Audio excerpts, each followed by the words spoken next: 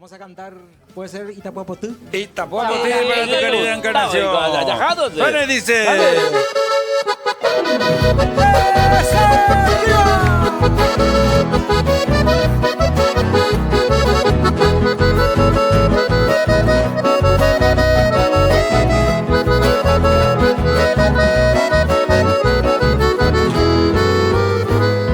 Voy a cantar a mi cuna, la del pomposo Amambay, radiante como la luna que alumbra mi Paraguay.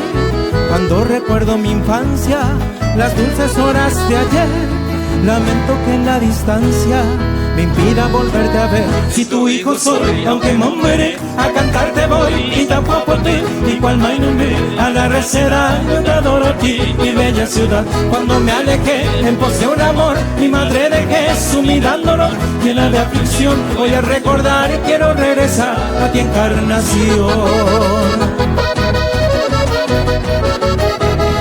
Para mi amada Encarnación.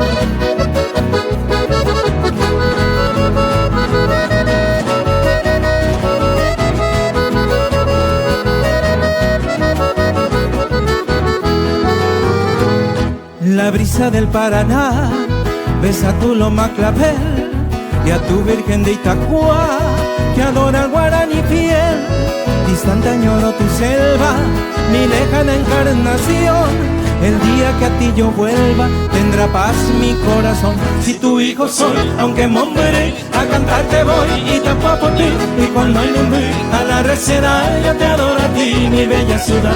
Cuando me alejé en pos de un amor, mi madre dejé sumida en dolor, llena de aflicción. Voy a recordar y quiero regresar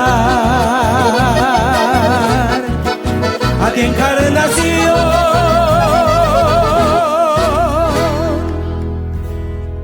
¡Aida!